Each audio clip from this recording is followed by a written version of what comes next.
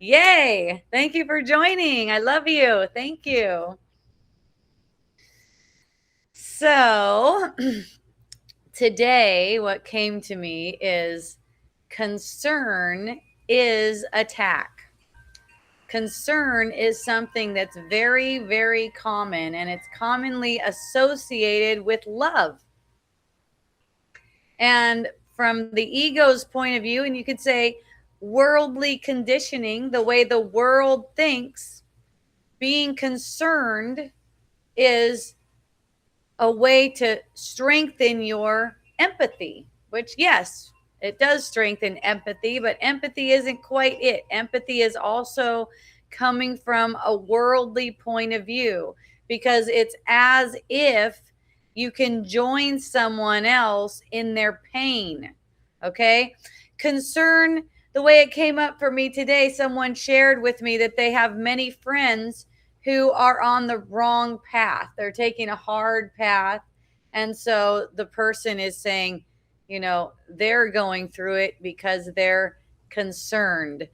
But believing, and also very strongly believing, very committed to believing that being concerned is actually strengthening their heart, their compassion. It's actually strengthening their compassion and their relationships. So to the ego, this concern is as if it's good for your relationships, as if it's helpful to your relationships. But here's the thing. All of the people that you perceive are already taken care of. They're already taken care of by the spirit. They don't need your concern. And then look at what concern is. It takes a lot of thinking. It takes a lot of, all it is thinking. It's thinking about the person being in danger, being on the wrong path, setting themselves up for failure, things like that. So your mind's constantly churning about these things, and that becomes what friendship is to you. And that doesn't help the relationships. It just makes them more tumultuous because there's always this sense like you want something else to happen. You want something different to happen, whether it's for the other person so that they could be okay. This sense of trying to help another person to be okay. It's not really enjoying a person like happy children playing happy games. It's more like I know better than them and they need to get it together. I've shared a lot about, people that I know, friends that I have, family members, things like that, doing certain things that the world would think, wow, that's like they need help. Something's wrong, right?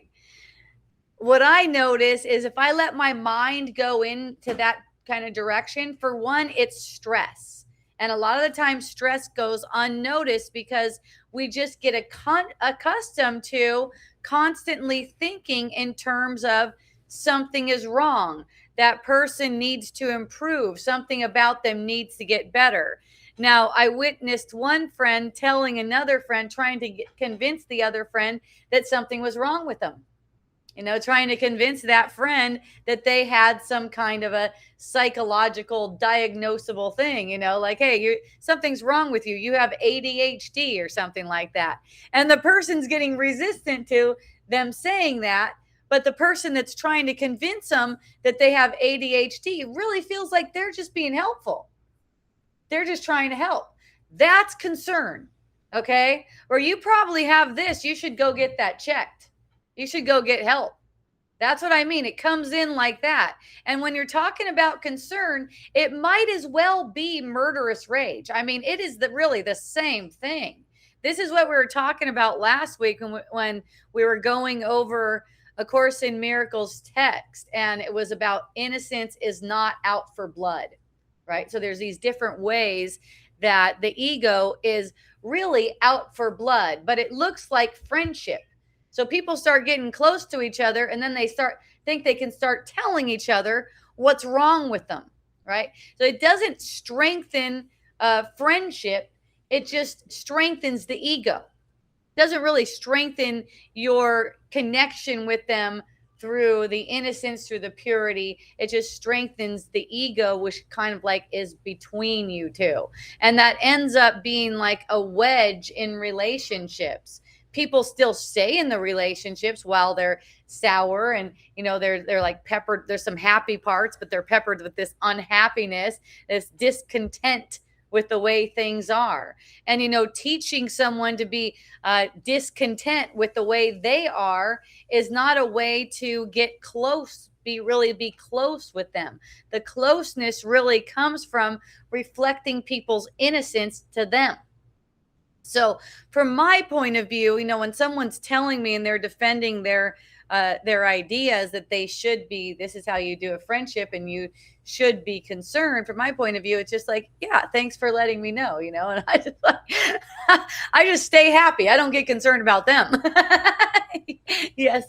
Isn't it very common just for the average person, out of the compassion of their heart, to want to help somebody when they are perceiving with something that they need help with something? Okay, so Akai just asked, isn't it common for a person out of the compassion of their heart to want to help a person with something when it seems like they need help with something?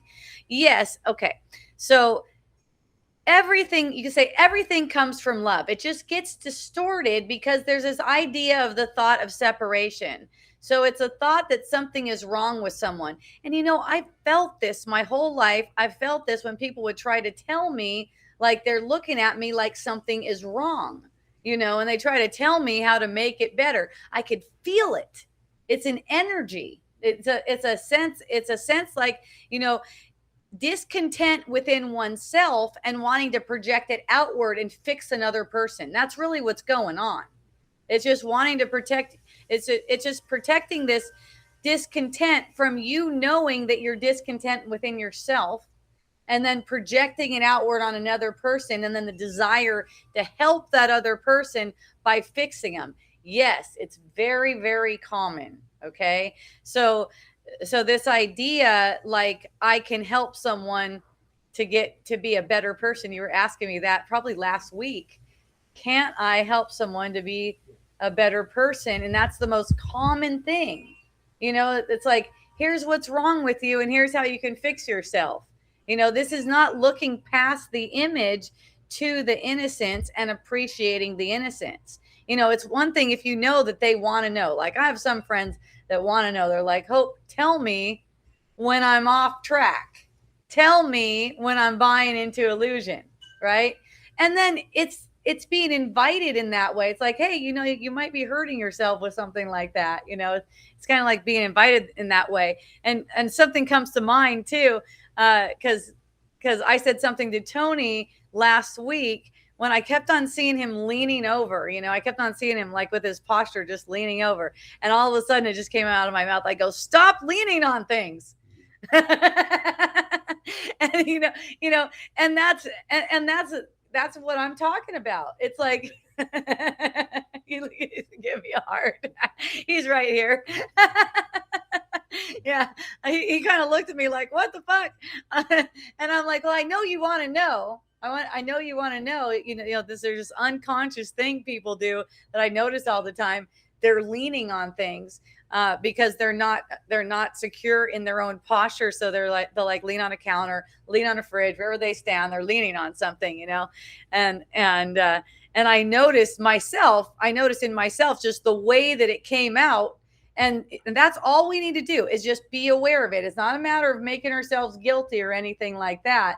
It's just be aware of it. I was like, oh, and then I hugged him right away and I snuggled him. And I said, and of course he was like, no, I do want to know when I'm leaning and stuff like that, or when I'm doing something like that. But it's a matter of noticing within ourselves, because it's so common that we would just project kind of like a discomfort within ourselves. And I'm looking at him over and over again. I'm seeing him doing that over and over again. And I notice it just starts to bother me. So this is what I mean. Just noticing that, okay, it is starting to bother you. That's different than, like letting someone know. But I just noticed the way it came out of myself. Stop leaning on things. That's what I'm talking about. That's the concern. Like, there's nothing to be concerned about. And really, it's just noticing that there's nothing to be concerned about. And any kind of irritation or anything like that, it's not to make ourselves guilty. It's just to notice that, okay, that's whatever uncomfort, the way it comes out, that's actually coming from my own mind. It's not coming from whatever he seems to be doing outside of me that's making that uncomfort. And sometimes I'll see it when it comes out of my mouth, when it comes out like that, like, stop doing it like that. Right? That's irritation. And irritation is just the same as murderous rage. So it's not to make yourself guilty. It's just not to believe in ego thoughts that has you rise up against the truth and justify irritation. It doesn't need to be justified. And that doesn't mean you have to explain anything to another person or anything like that. You just notice it in yourself. Tony didn't even know that I noticed that in myself, I don't think, because I never talked to him about it. He's just hearing it for the first time. I didn't even know I was going to say it.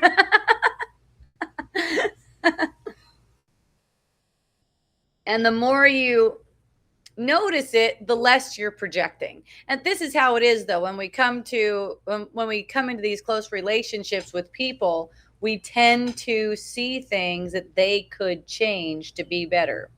And, many times they want to know too, especially people who get close to me. A lot of the times they want to know, like, they tell me they want to know. Please let me know. Even with the posture, once they start doing block therapy with me and stuff, yeah, I want to know when I'm leaning, they might say. And that's fine, because it's not really the letting them know. It's the part where there's a feeling like something's wrong, and it's all on a feeling. This is an emotional journey. So noticing whenever there's some kind of irritation within ourselves, like people should be doing something different. And that's just for noticing that it's not really justified. It's not really something that's helpful, because when we justify it, it just continues to grow. And what happens is we continue to see more problems with people and continue to start to nitpick their problems if we're coming out of irritation. When we're being truly helpful, there's no irritation about it. There's no kind of like anger. Okay. So that is very common, to believe that something is wrong, that someone is going down the wrong path or anything like that. And, I've shared with you guys how my daughter recently started doing more cocaine than she has before, apparently.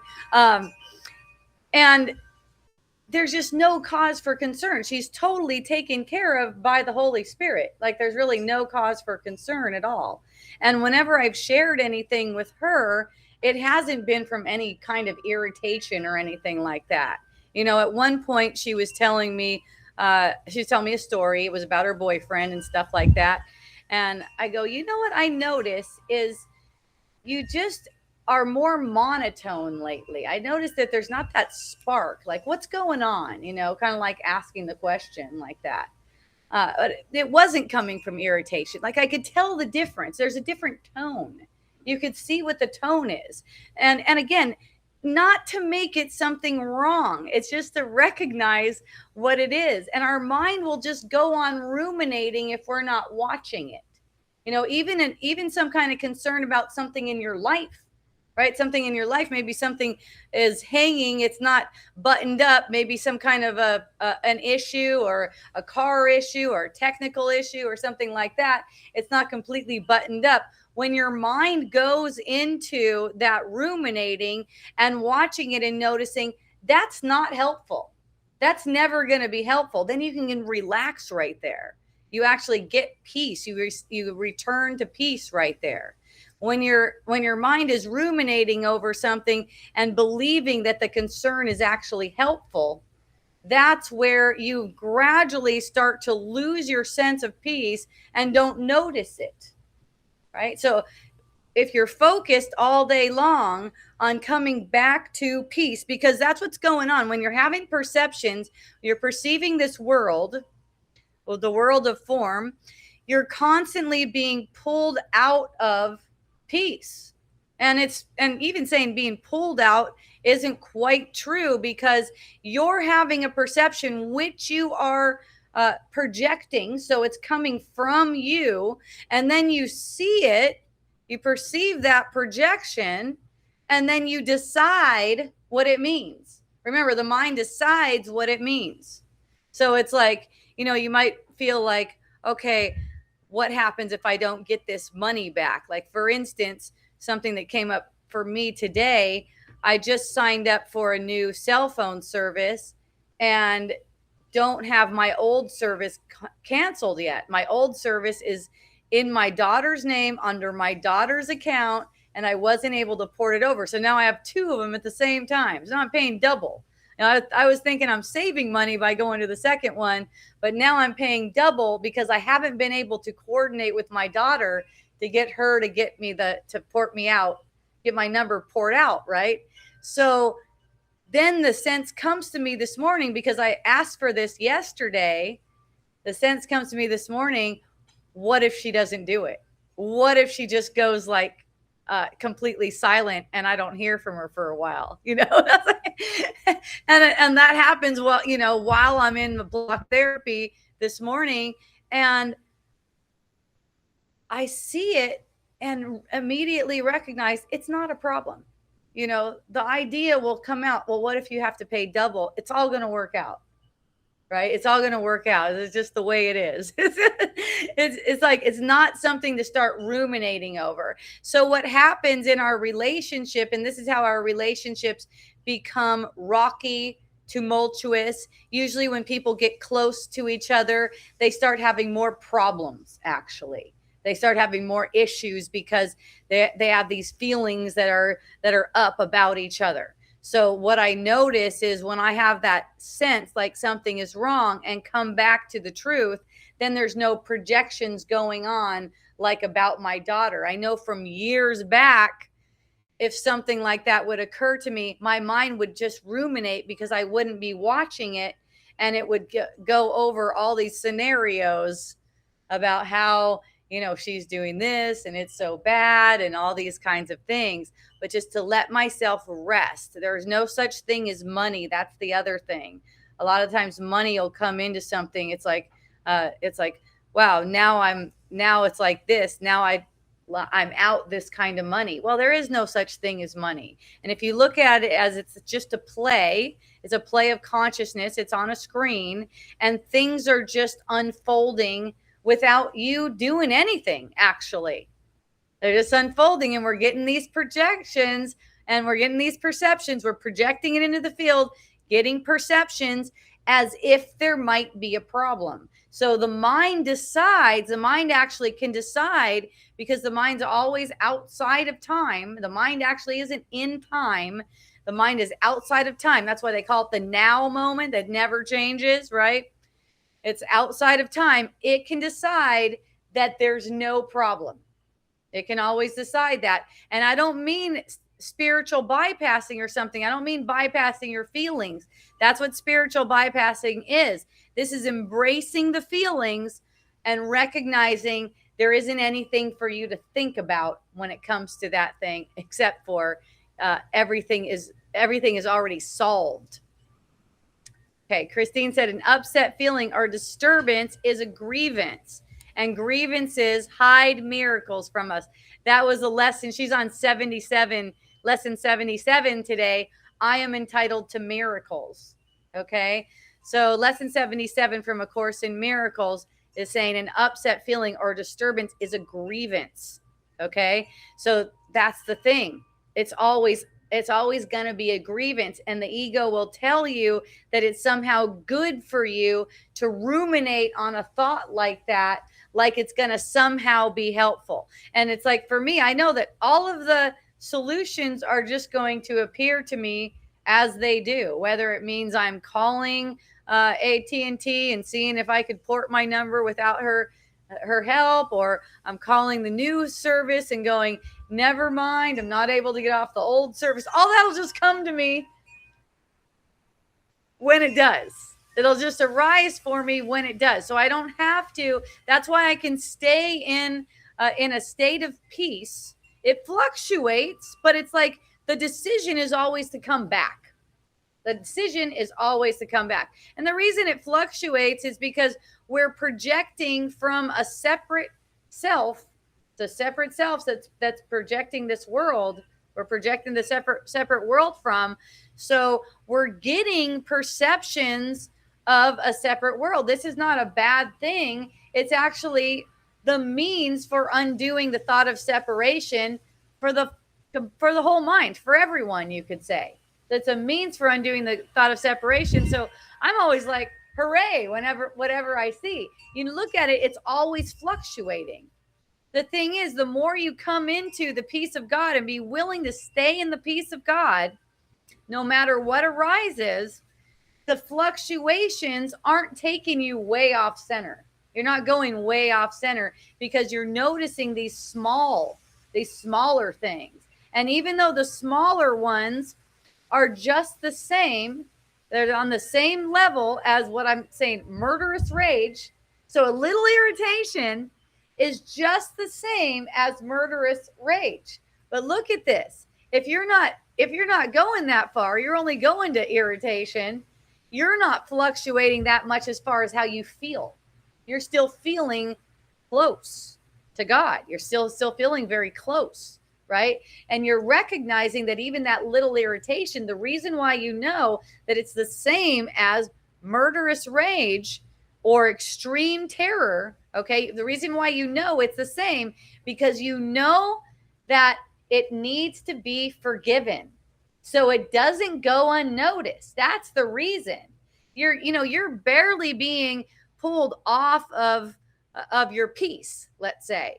But that barely being pulled off your peace is being used as a means instead of just letting it go unnoticed. If it goes unnoticed, then it just keeps on going in the same direction. It builds on itself, and then eventually you find yourself so lost. You're like, how the heck did I get here? How did I get to this place? Right? So it's just the little irritation. That's why I'm pointing out today, especially since it came up in my field today, is concern. Just a little bit of concern. That's a great opportunity for forgiveness, and it'll keep you very close to God. It won't let you get pulled too much off center in believing that feeling concerned about someone or something that seems to be arising in your field is justified in any way. It's like, oh, I can't be at peace right now. I have to think about this right now. That's kind of like what it is. It's like, I can't rest right now because I have to think about this thing first. It's victimization. Really. It's like I could enjoy you so much more if you were just healed. I could enjoy this person, right? Or I could enjoy myself so much more if I was just healed. This is concern. See, there's no need for it. It doesn't need to be done. It arises. It arises spontaneously. It's kind of automatic. Okay. Thank you, Christine. Yay. I'm just checking on my live streams here. Okay. All right. Thank you for joining, everyone. I appreciate you.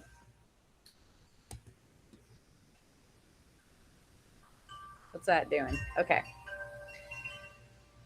So without concern, like what is it? Look at what relationships look like without the concern. You're just enjoying everyone. You're just enjoying all the people, however they are. And that's what I notice, like when I'm talking to someone, a lot of the times I'm talking to people and they're expressing nonsense. And a lot of the times they're really committed to nonsense too. Just me being able to see that it is nonsense without trying to correct them too. That's how I could be playful with them and see the innocence, just keeping it light with people and not trying to get so close that you want to correct them. Now, I've seen throughout my life where I've just gotten a feeling like, ooh, Like when someone would try to tell me something and didn't really realize why. Like why does it feel like that? Why does it feel like I don't want to be around that person now?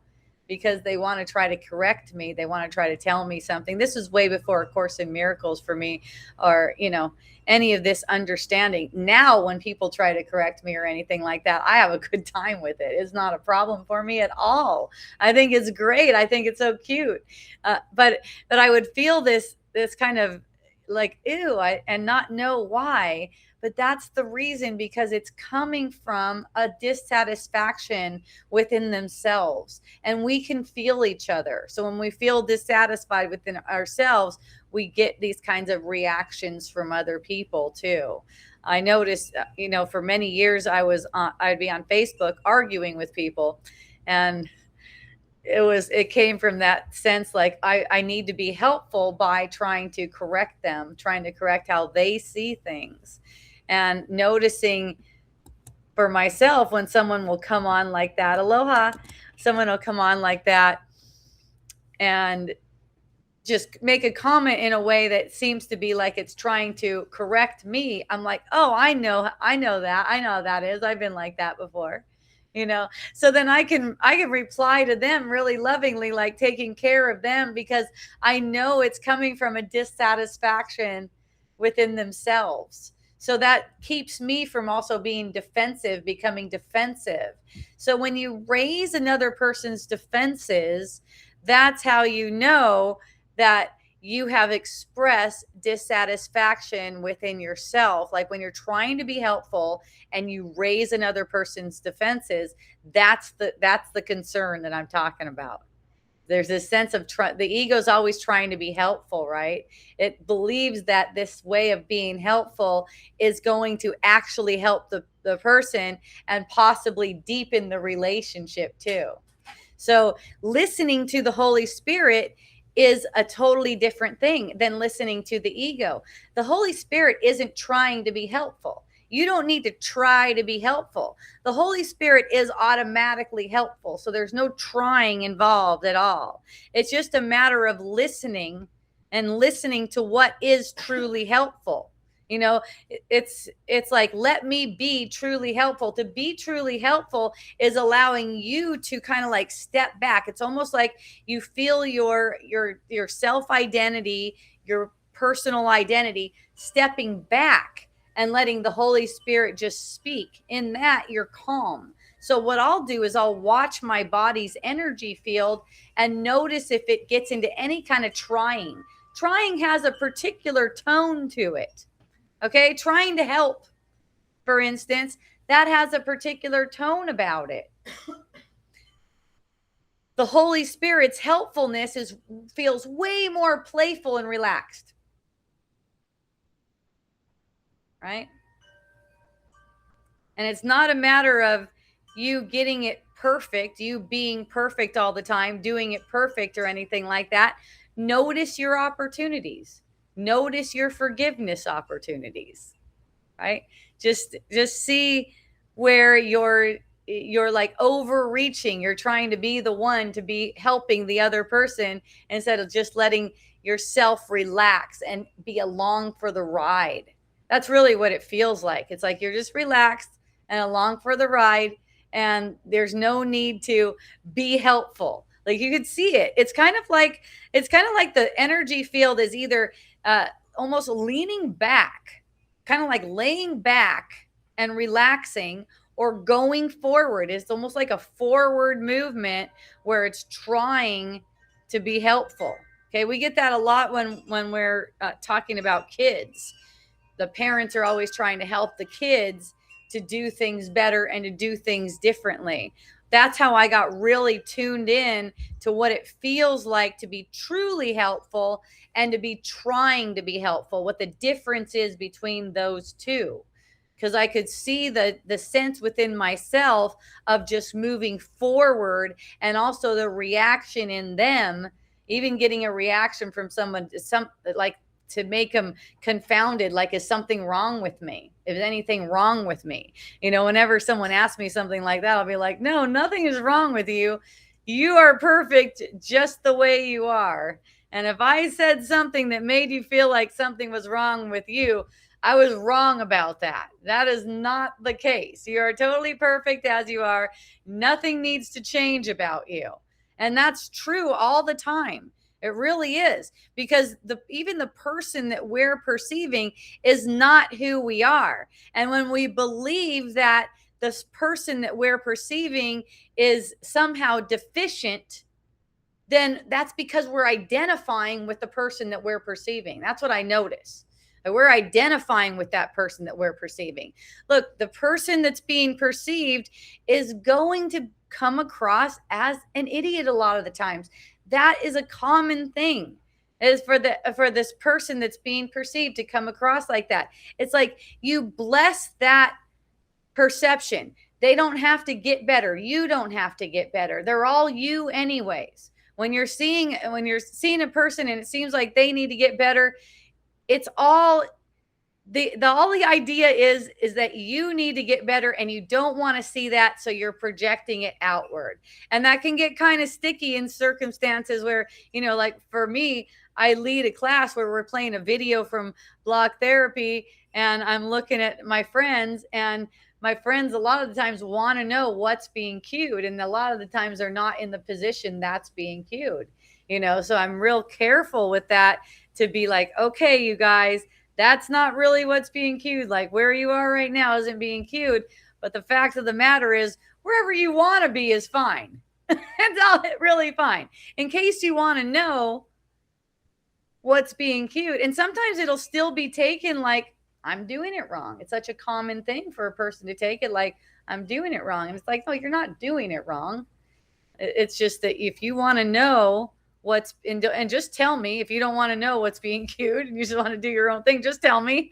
But this is what it is that's being cued, and this is where the position is and stuff like that.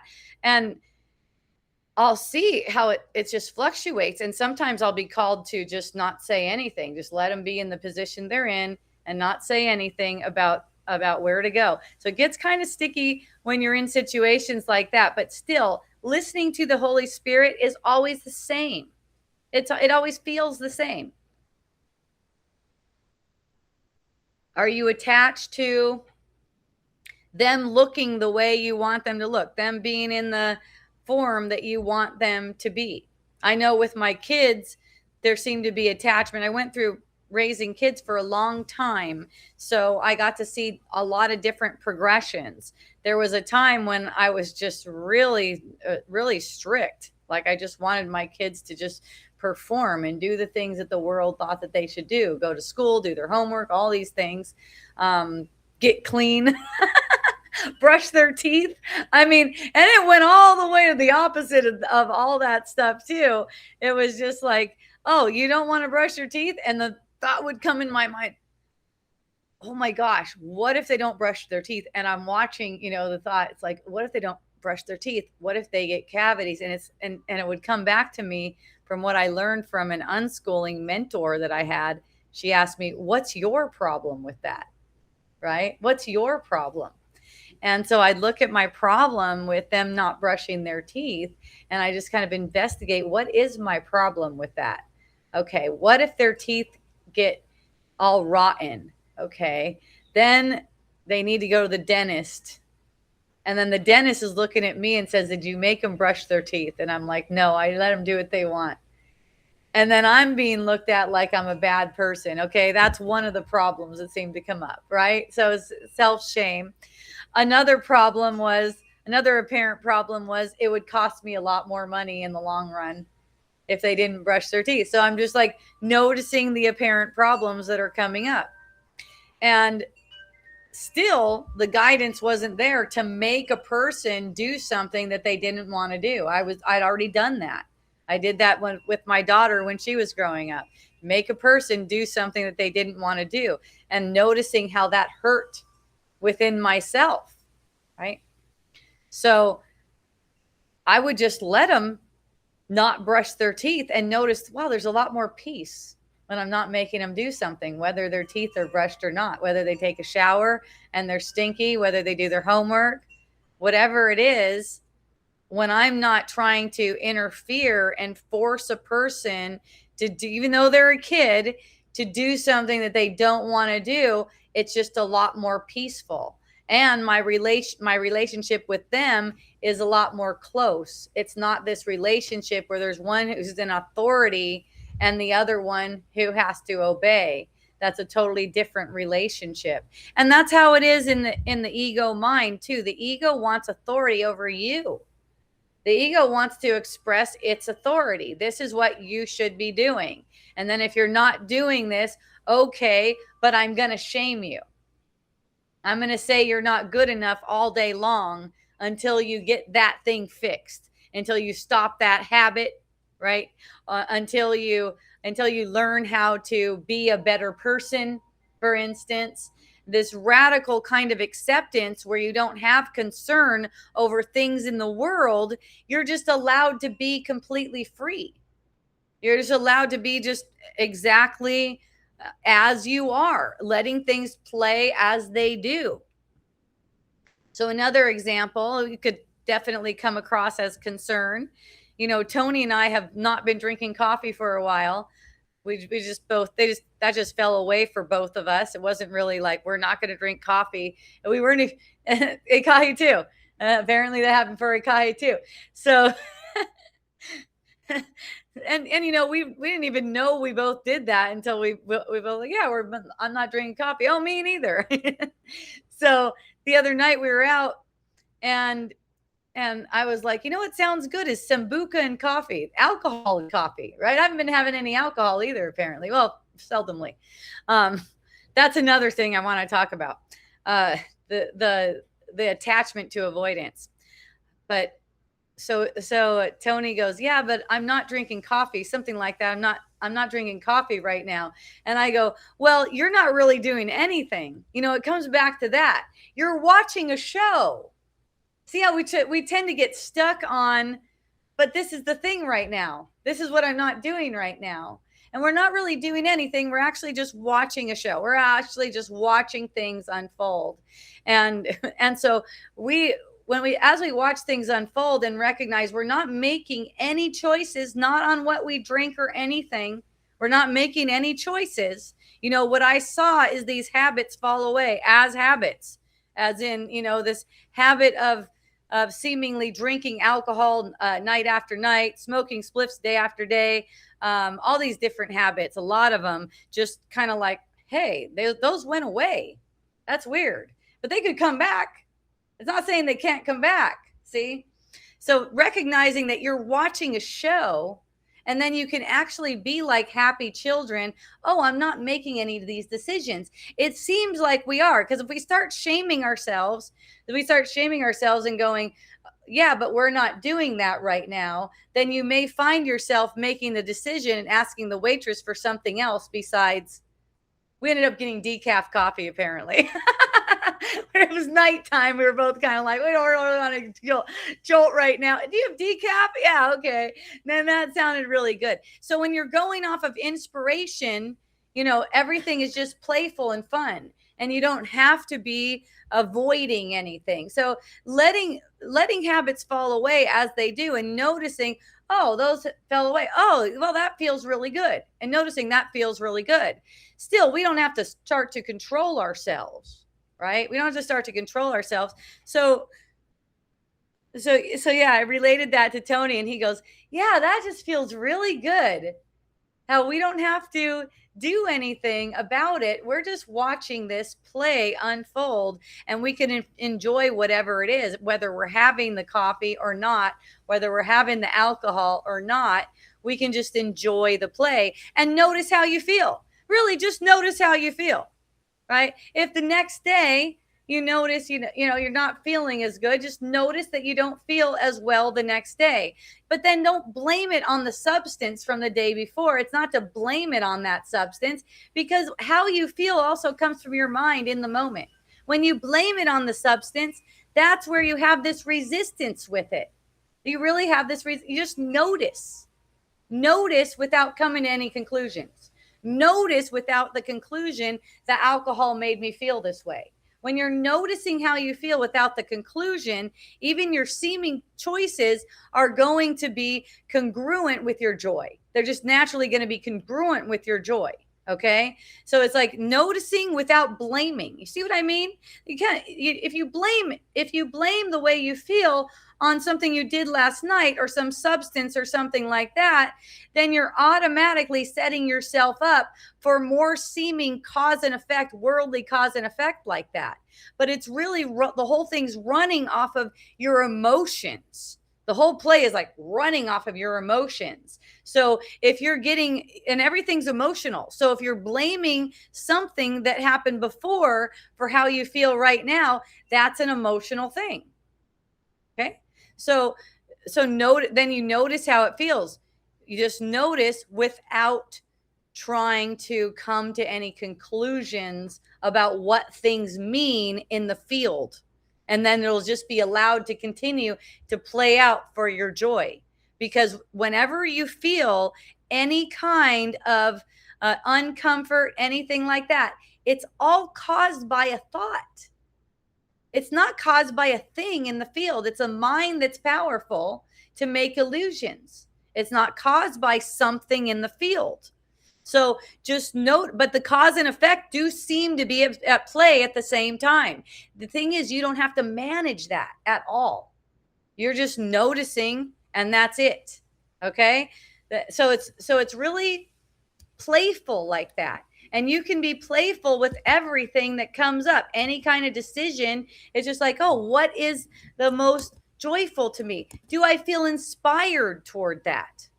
The Holy Spirit really speaks to you through inspiration. So it's like this: the Holy Spirit doesn't tell you what to do.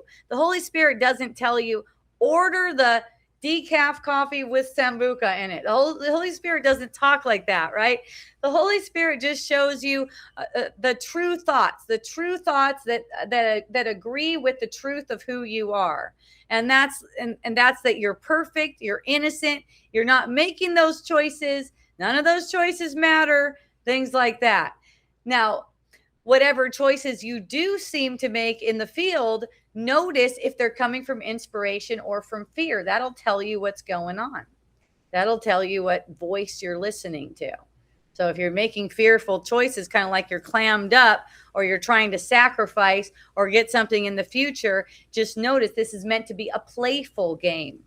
Let those choices unfold through inspiration, through being playful. You don't have to try to determine whether or not you're going to feel good tomorrow even. You don't have to try to determine that.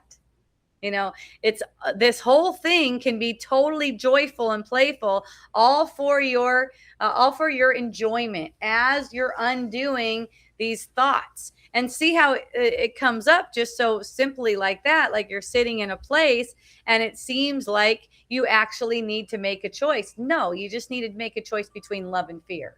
You don't need to make a choice on what you're going to eat or anything like that. I'll look at the menu and feel like what's lighting up for me. What is the most inspired thing, you know? How does it feel?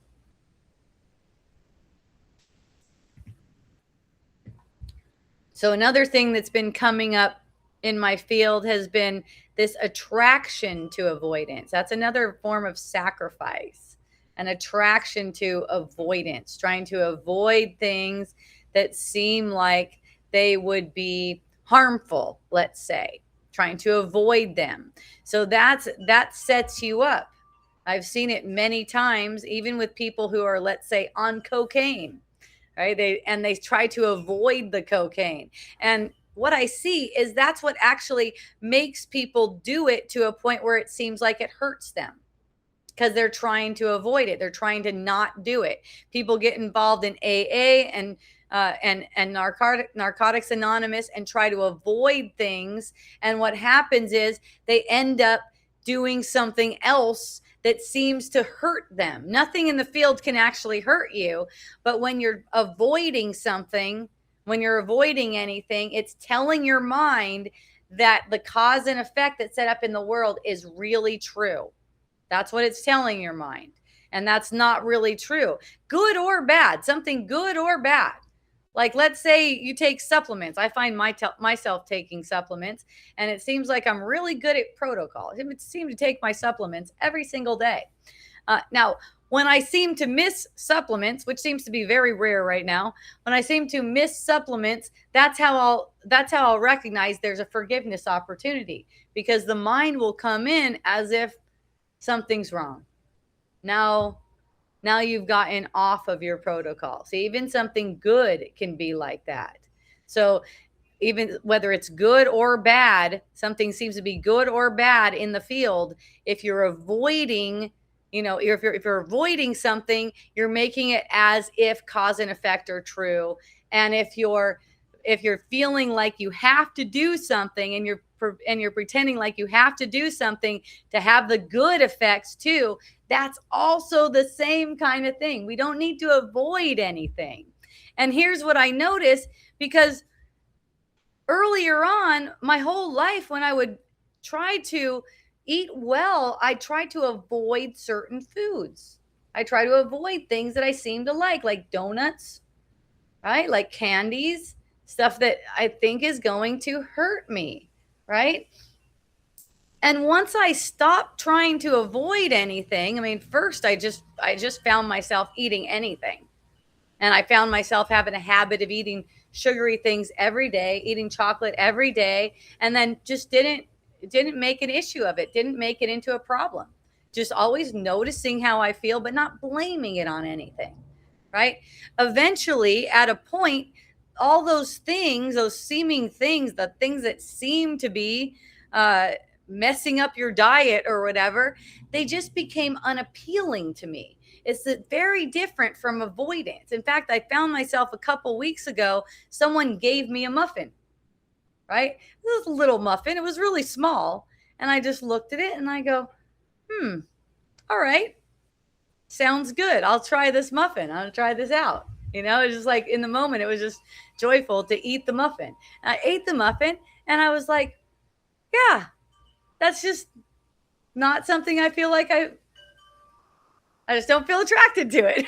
I'm just like not attracted to it. But it's not an avoidance thing at all. It's just open to it. It's not like that thing is never going to cross my lips. I actually have said that before.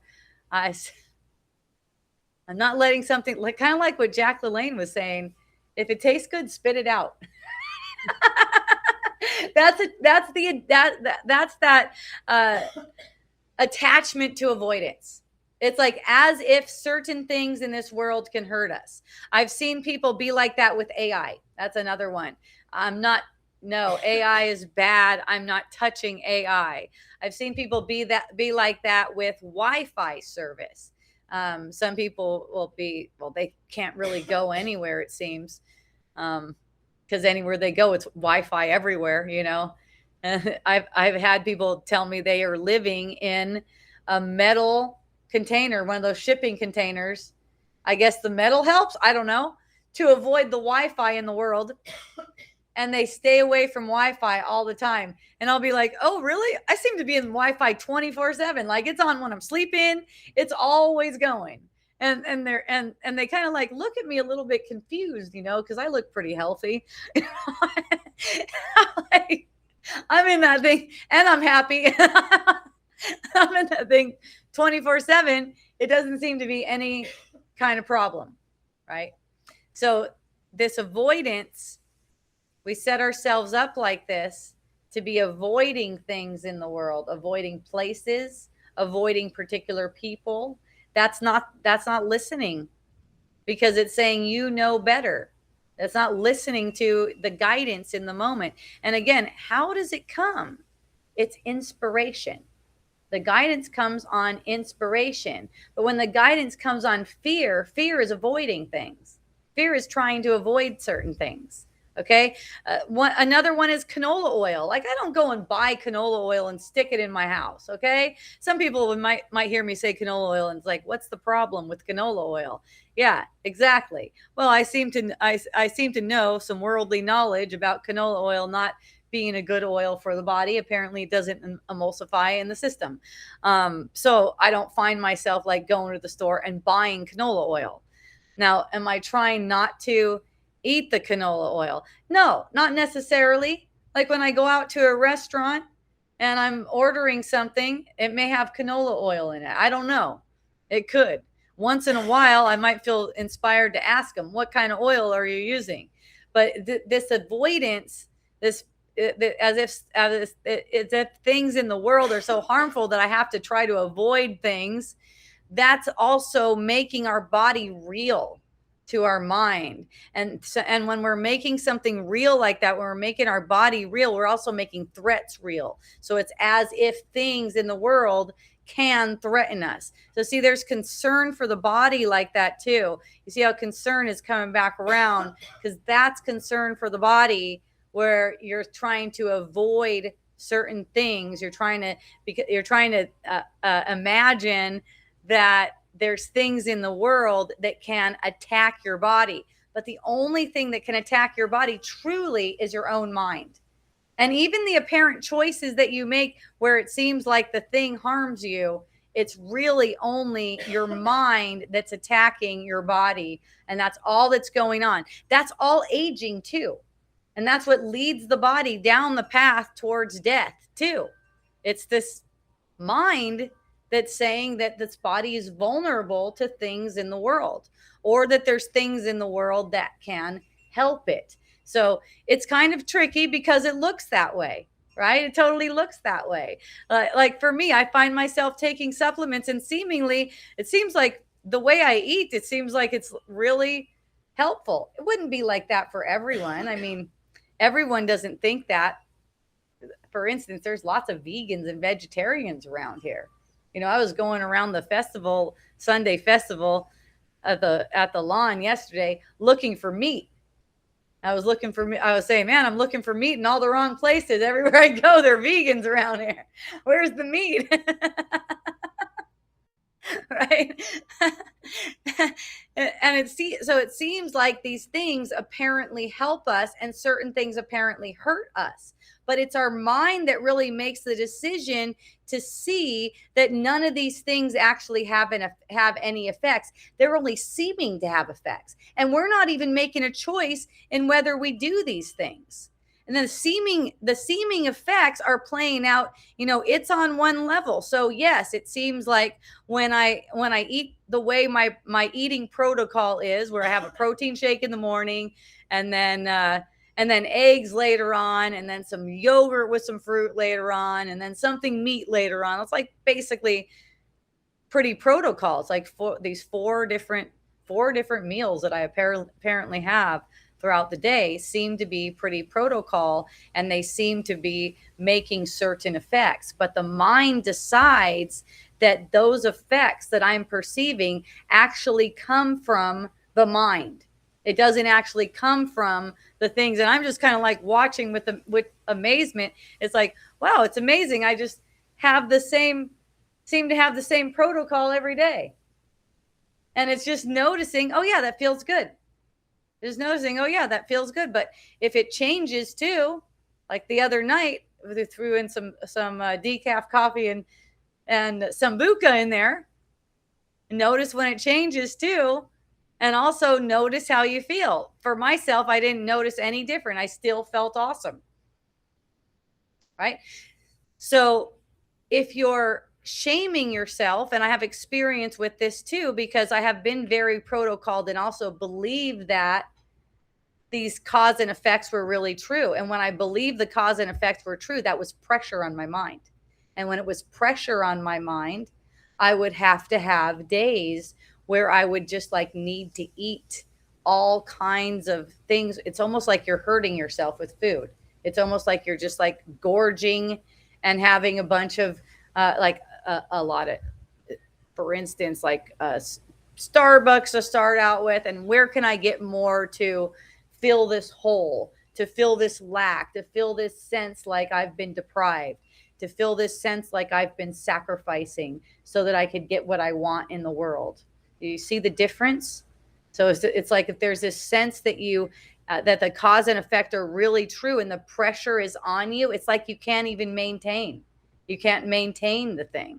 If there's a habit that you think you shouldn't be doing, it becomes a battle with yourself. So when we get into a battle with ourselves, then things that we even seem to want to do are more difficult. And again, that's concern. That's actually concern for the body, which the world would tell you concern for the body works. The world would totally tell you that concern for the body works. But truly, it doesn't work because it leads toward death, and it makes it very difficult on you. And also what it leads to is condemning other people who aren't doing it like you.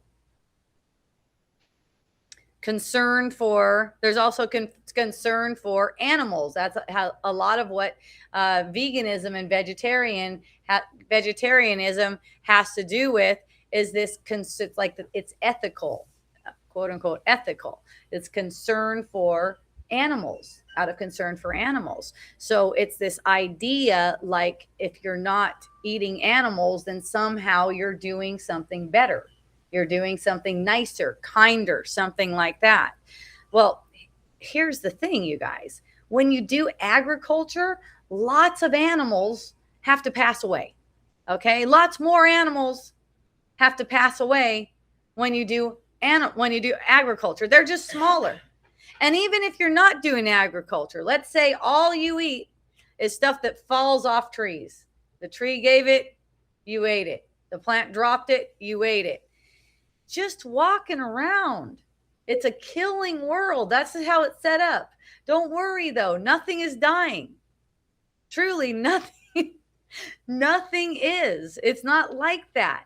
So just the idea, like looking around too and saying what other people should be doing and trying to see what other people should be doing. I don't go around and try to change any of those guys' mind. I'm just like, yeah, thank you for telling me. Meanwhile, I'm looking for the meat.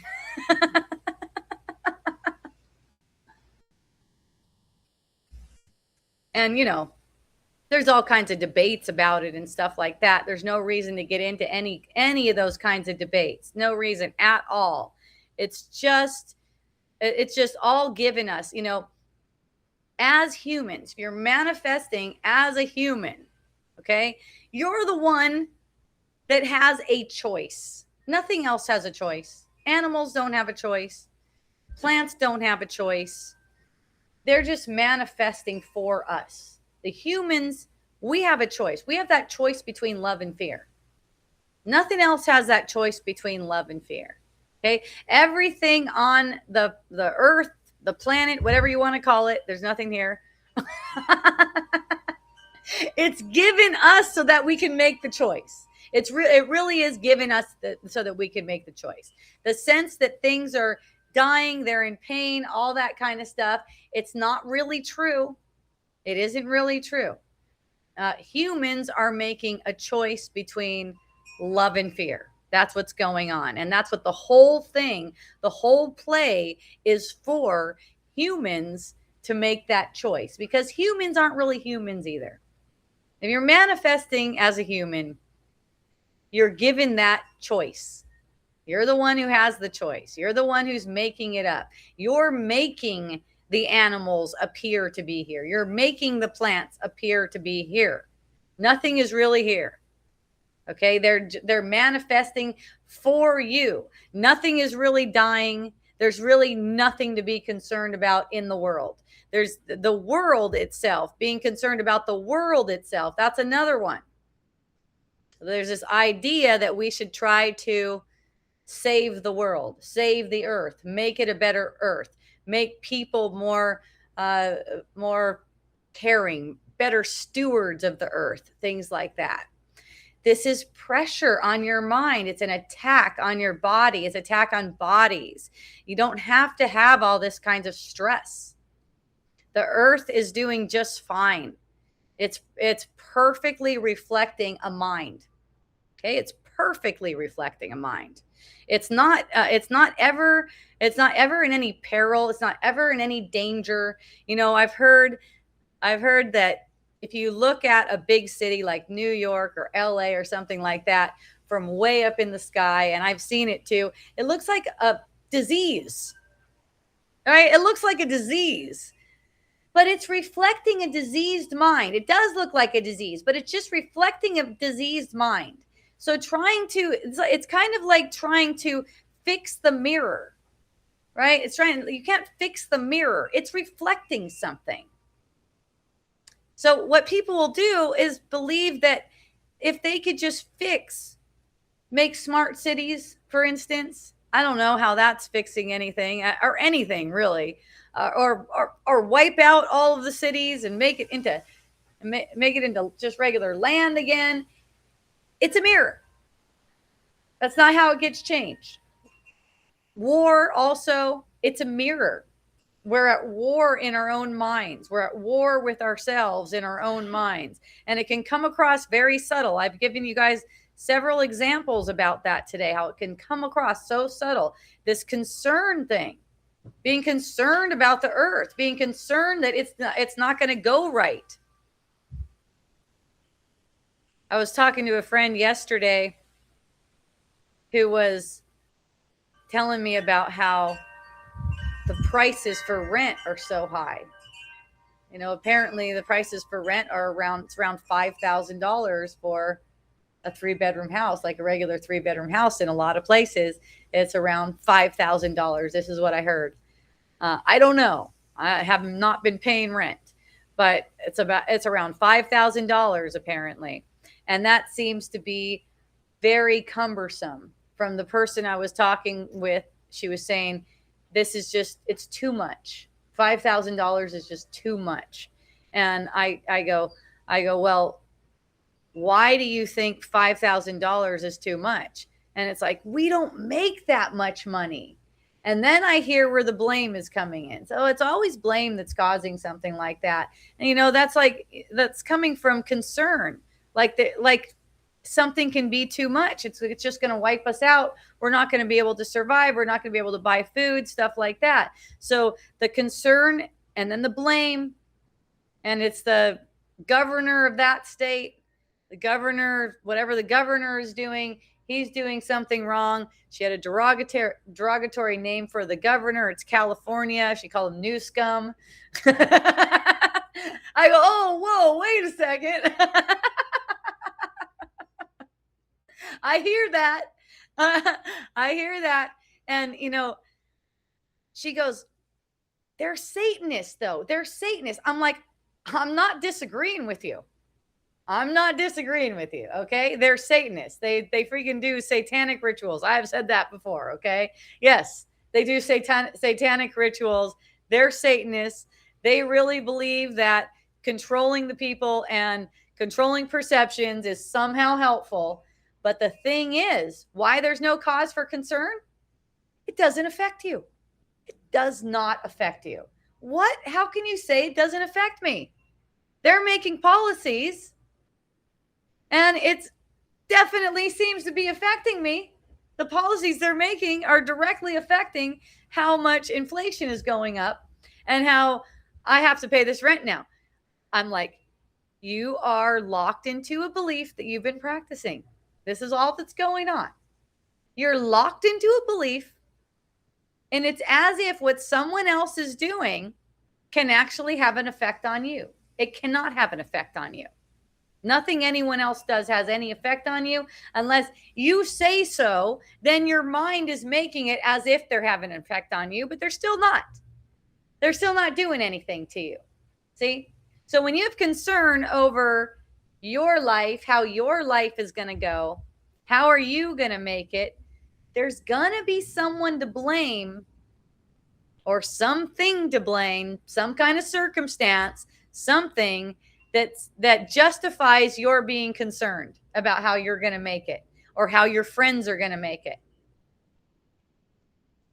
So that was kind of jarring for her. Because, you know, she's like, are you telling me just that you just don't care about these things? I'm like, no, I'm not saying I don't care. I'm saying they're useful. They're all useful. Whatever it is, it's useful for undoing. We want to undo this world of separation. We don't want to keep on projecting it. So when we make it as if their satanic rituals are somehow affecting us, we're seeing effects, and it seems like they are affecting us. and we're making that as if it's the reality, then we're projecting the same thing over and over again instead of using it to undo it.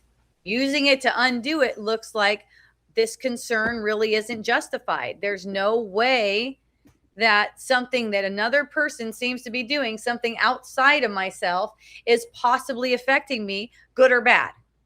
Even anything that I seem to do cannot be affecting me, either good or bad. You see something? There we go. Try to get him. I got majorly shut out there by the sun, apparently.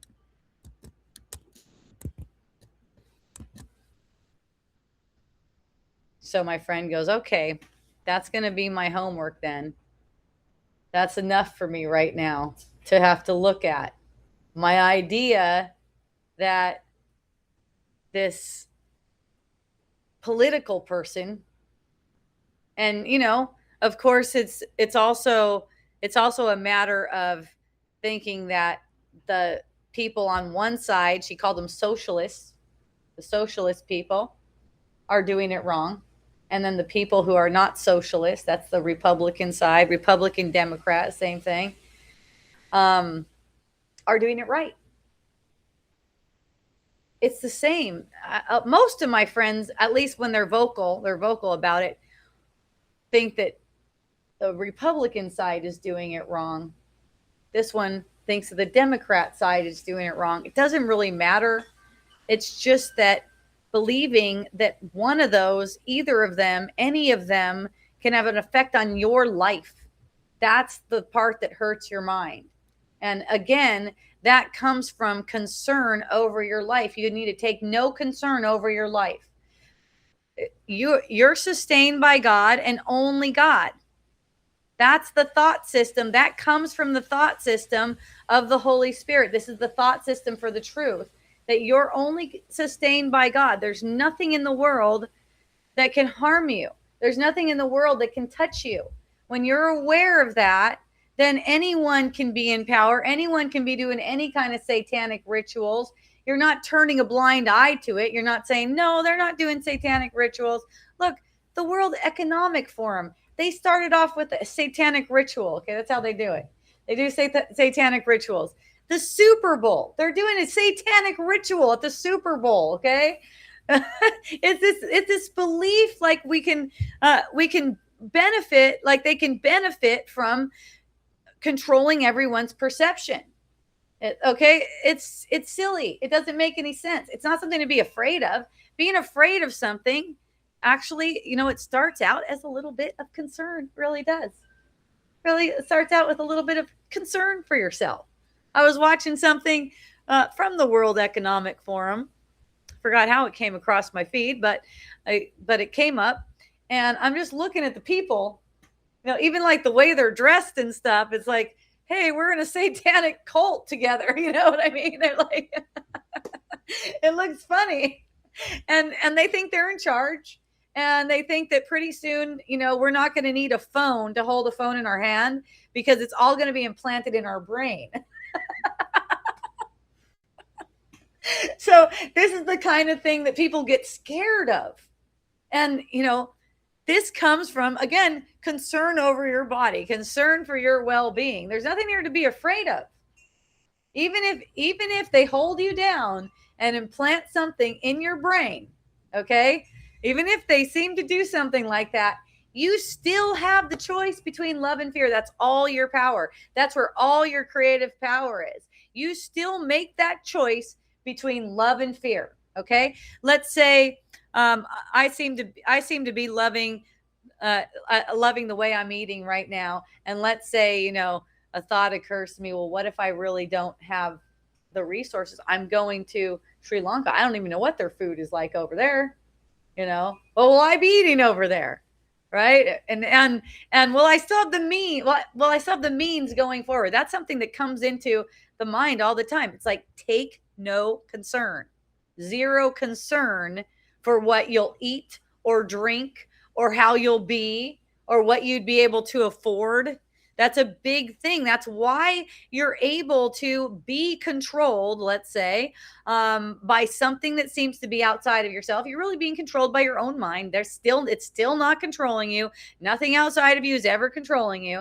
But why you feel like you're caged in, and this is one of the like psychological operations, you could say. It goes on the news all the time about how the seniors can't afford their prescription drugs, right? Like they need these prescription drugs, and now they're getting more expensive and they can't afford them. So everybody better get out and vote. So you vote for the right person. Of course, half of the people think one side is going to solve it. About half thinks the other side is going to solve it, because it's an illusion and it's meant to be division. You don't need anything in the world. You don't need a prescription drug. You don't need any particular kind of food. You really don't need any food at all. The food that you do need will come to you. And the food that you don't have is food that you don't need. When you start to look at things like that, you'll see how sustained that you are. You really see how sustained you are. You really see how you don't have to earn anything. You don't have to go out and pound the pavement and get it so that you can get what you need to get what you think you need for your body, right? You don't have to have any concern about your body, how it's going to survive, what it's going to wear, what it's going to eat, anything like that. There's no need for that. There really isn't. You can just let the things come. You can just let them arise.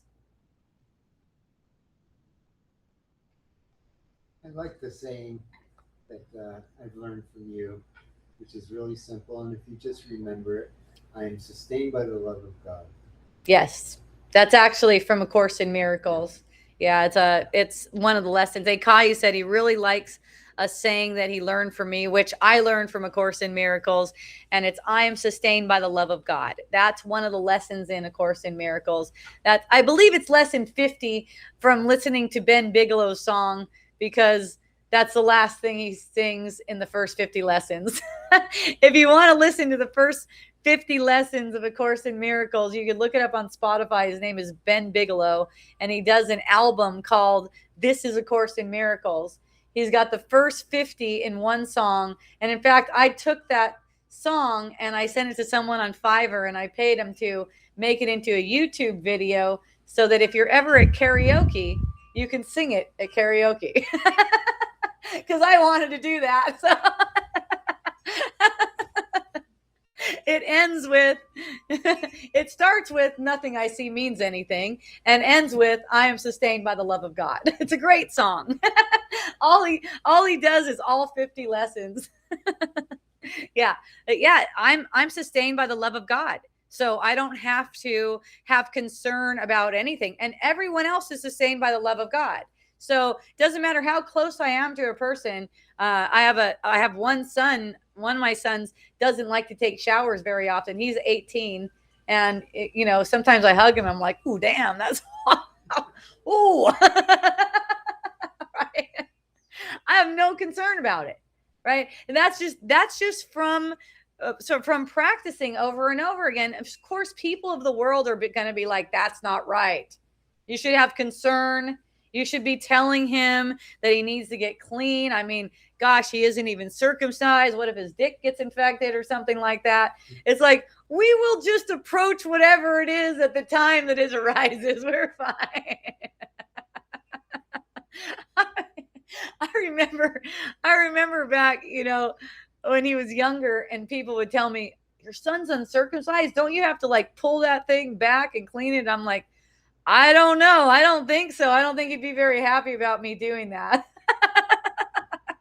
Just leave things alone, The more you leave things alone, the more you see everything's working out fine.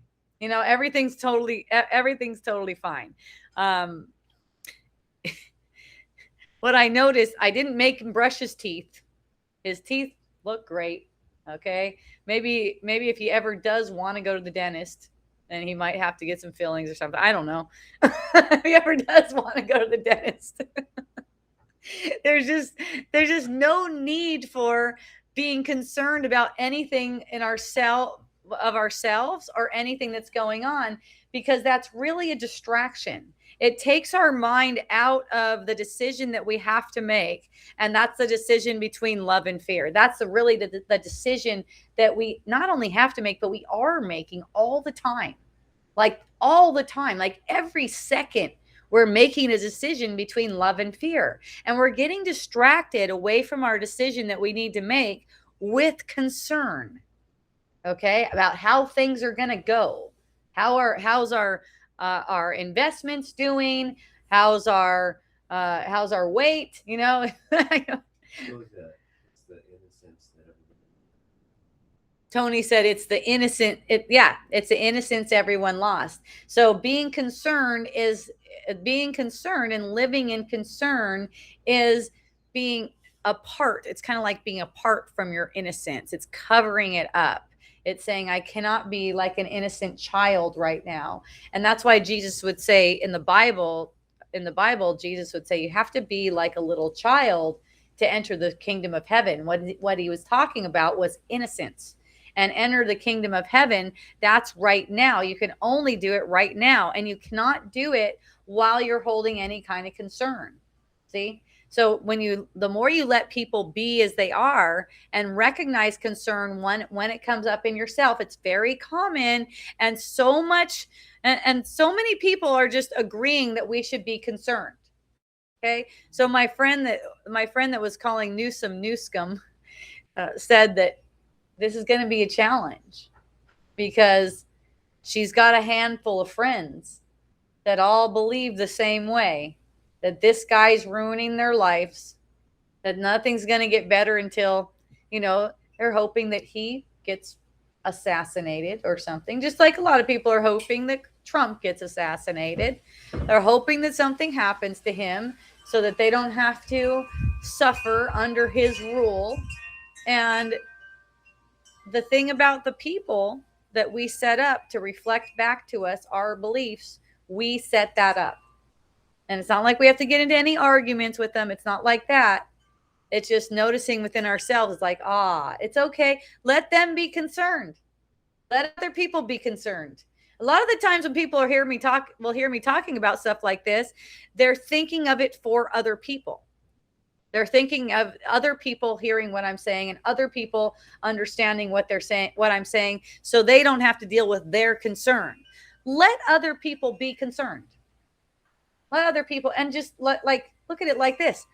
Whew, thank goodness I don't have to do that. Thank goodness. And that's the demonstration. And then people will eventually come and ask you, what's your secret? Why are you so happy all the time? I don't care that you're concerned. I don't care that you're concerned. It's fine with me if you're concerned. No, nothing's wrong with you, right? And sometimes people will tell me they want to hear from me. They're like, I want to hear from you. And so then I'll say something to them. I'll go, that's concern. That's hurting your mind.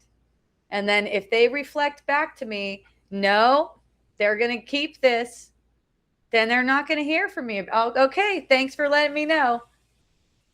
And they're not going to hear from me until it's guided again. And it doesn't get guided unless there's an opening. It doesn't become guided unless there's an opening. There has to be an opening in the mind where it's going, where it's like receptive. But if it's not, the mind's not receptive, if the person's mind's not receptive, the Holy Spirit wouldn't have you trying to break through their defenses for them. They have to let down their defenses themselves. They have to relax their defenses first. I have had situations, where I'll say something in a public place, just just being myself, and one of the people will just get offended or something like that. That's a different kind of story. Someone just randomly gets offended. Still, they needed to hear that. It's not like you had a sense where you were trying to break down any barriers. You're just expressing, right? But where we get the sense that we're trying to teach someone something. I've got to teach someone something. That's where we are engaging in concern over them. And that's still concern, and it's always self-concern, and it's always distracting our mind from the one choice between the two alternatives that we always have to make. We always are making that choice. And it'll keep us happy just recognizing that we are making that choice. Even if we seem to be making the wrong choice, it'll keep us happier recognizing that's all we're doing is making the choice. We don't need to try to correct anyone. We don't need to try to make someone right in our own minds. See? That happens a lot with partners, close partners, because it's as if our inner child needs healing, which is a common thing where it's believed that our problems started with this inner child, where it felt like it needed some compassion and didn't get it, or it was guilted when it should have been held. We believe that, we secretly believe that we have a wounded inner child. So we secretly believe that we can fix that wounded inner child by fixing the people that are closest to us. And a lot of the times that's our partner. If it's not, it's friends. So it's constantly trying to help them to be helpful. And that's where people get really confused, because they're like, I was just trying to be helpful, and they're acting like that.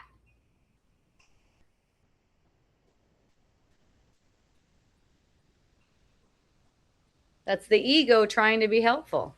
They're acting like that because they feel you.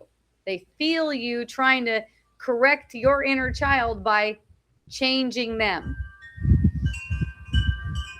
If you weren't trying to do that, you could just be enjoying them. You can be enjoying all their ways, all their quirks, whatever it is. You could be making fun. You can be having fun with them.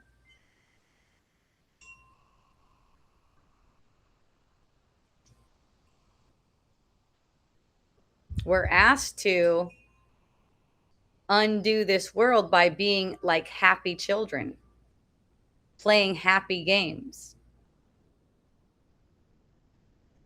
We're always playing games. They're just not always happy.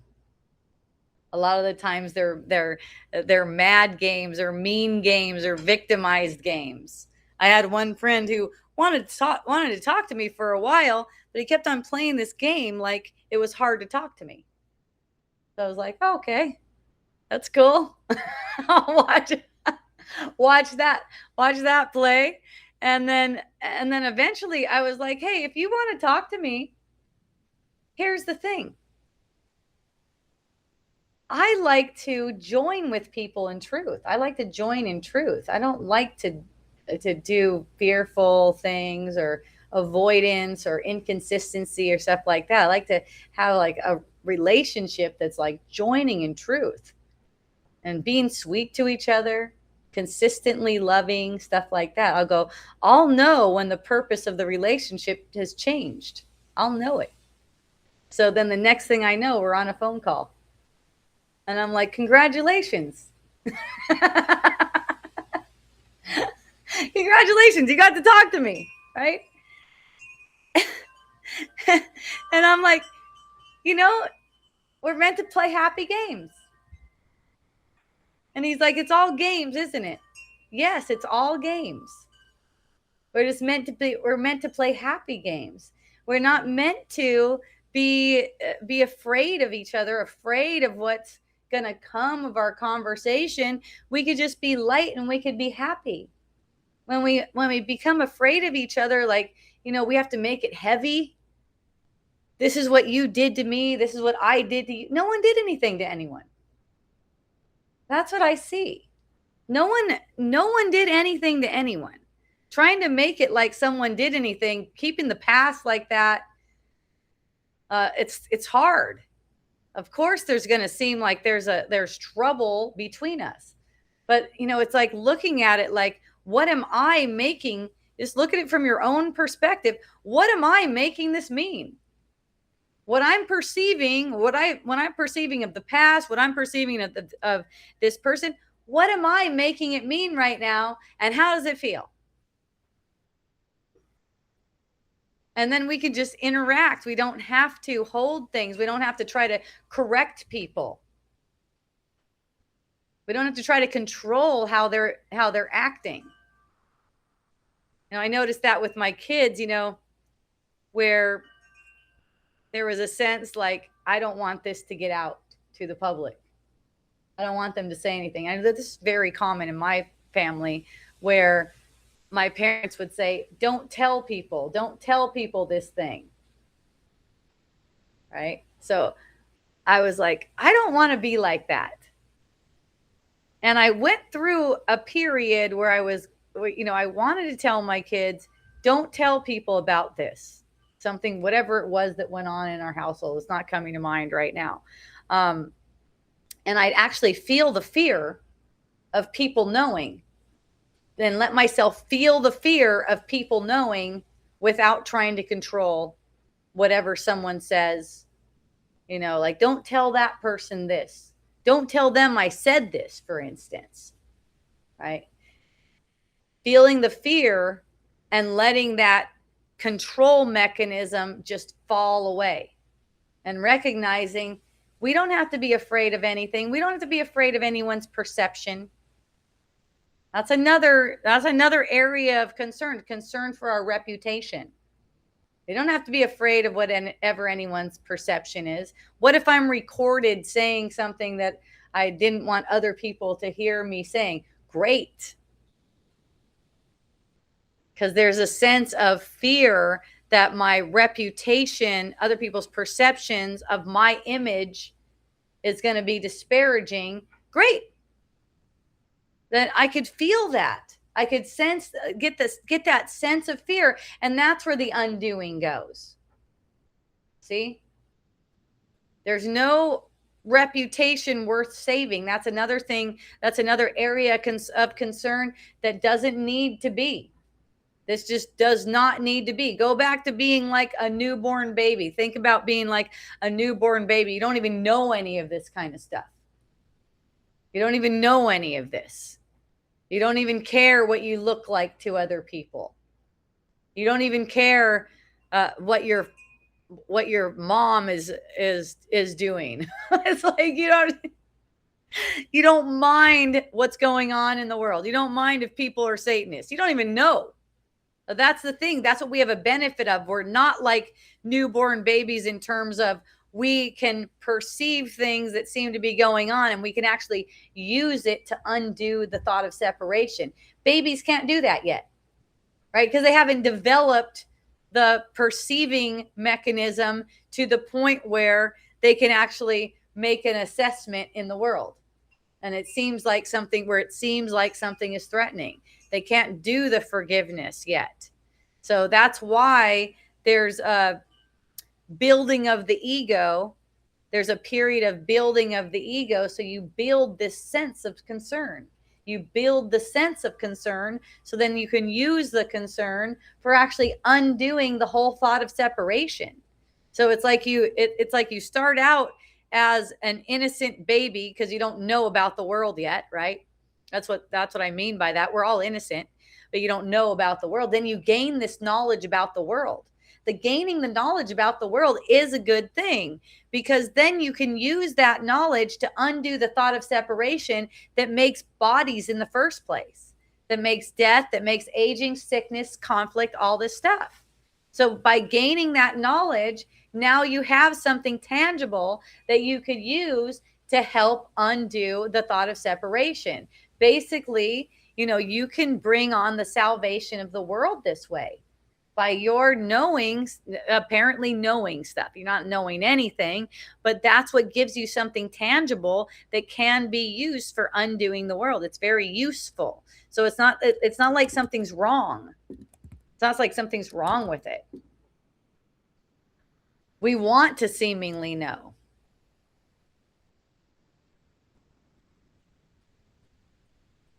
Anne, will you get me some water? It's in the fridge. Yeah, thank you. Thank you so much. So once you have a sense of what the world is, that's where you can start learning. Actually, kids can start learning this too.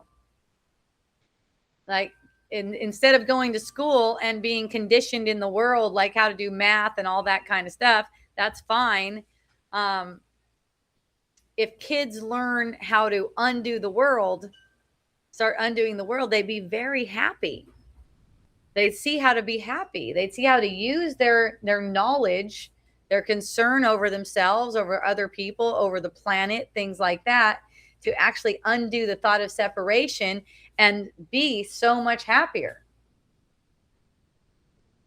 And sometimes that happens like in a subtle way. I noticed one of my sons seems to do it automatically without really knowing that he's even doing it, really undoing the world automatically without even recognizing it, because just the way he can come to a sense that there isn't anything to be concerned about so often. I see him doing that so often, just coming to peace with things and not even, having studied A Course in Miracles. In fact, making fun of me when I'm doing A Course in Miracles, but also being raised in the same household, and so it's like this energetic, it's always like an energetic way that we're communicating with each other. So there's this energetic noticing, and he mentioned to me the other day that he noticed how me and his dad stay calm about things.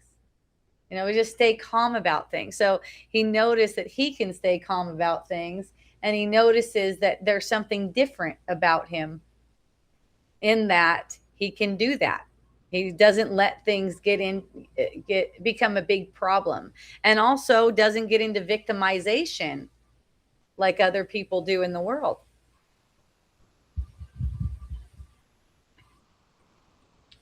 So just our learning how to see things differently and how to undo the worldly drama, it automatically, it's kind of like it's contagious. When people are around us, they start to see, oh, I don't have to worry about this. Everything's going to work out. Everything is working out. It's all working out in my favor. That's why I say it's the most beneficial. That's what I was talking with my friend who was concerned about what the governor of California is doing and saying that it's affecting her. And I go, you got to be able to look at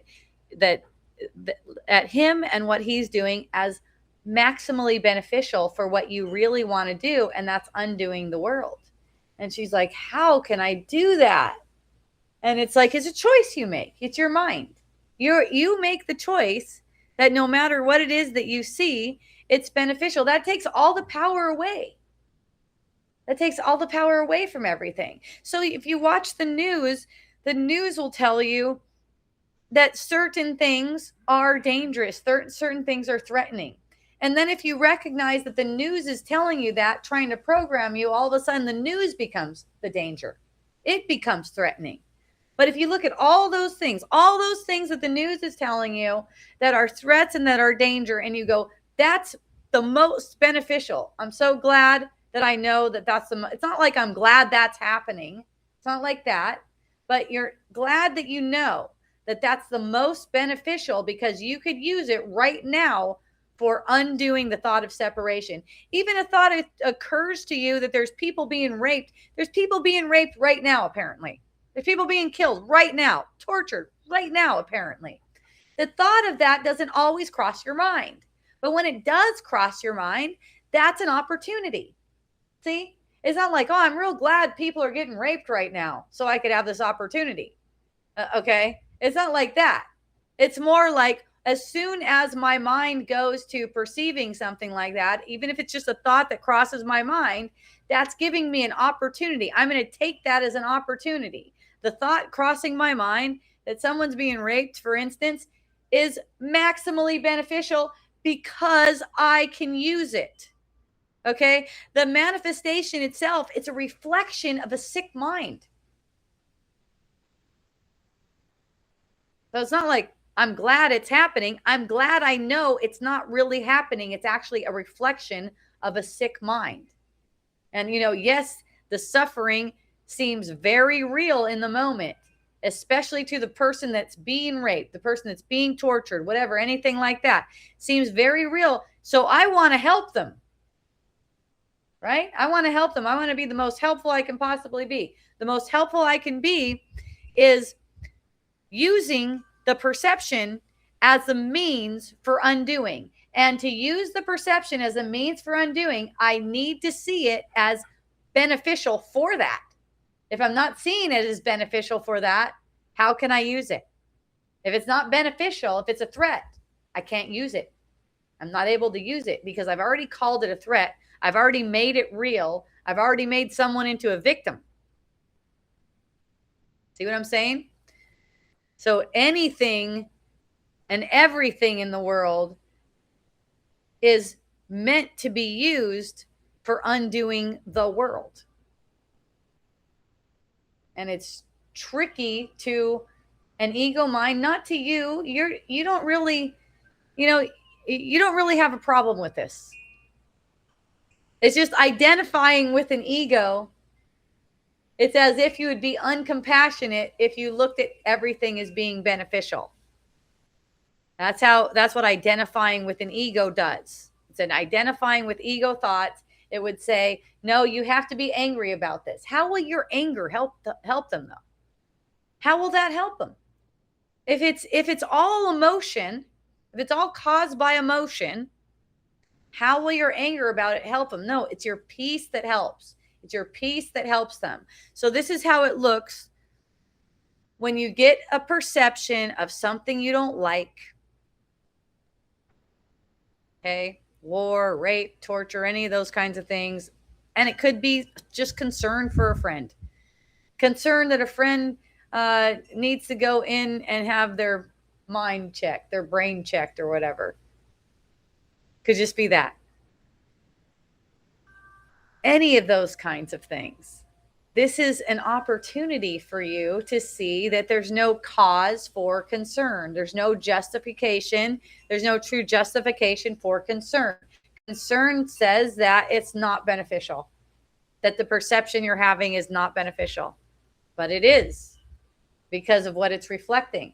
And so are your feelings. Your feelings are also beneficial. One friend came up to me yesterday after I gave a talk over at Hawaiian Sanctuary. By the way, that'll be posted pretty soon. The half-hour talk. It was really fun. It'll be posted, I don't know, maybe by next week sometime. Anyways, a friend came up to me and she said, that was a really good talk. I really enjoyed that talk. And I'm like, oh, that's awesome. I go, I remember you coming in 2014 to my talks.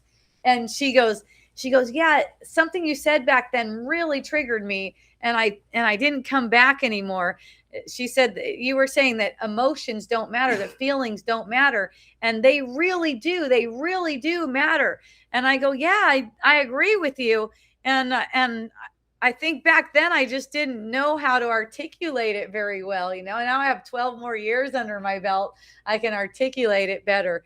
But, I know even from back then I was going, they don't mean what you think they mean. Your feelings, they don't say anything that's true. They're not saying anything that's true. So it's like back then I was trying to articulate that when we get an upset feeling, it doesn't mean anything about the world. It doesn't really mean anything about the world. And that's still true. That still holds. It doesn't say anything about the world. It says something about your mind. It says that you need a correction. Your mind needs a correction. And over the years, and who knows, she probably hears it different now too, because it's been 12 years ago since that.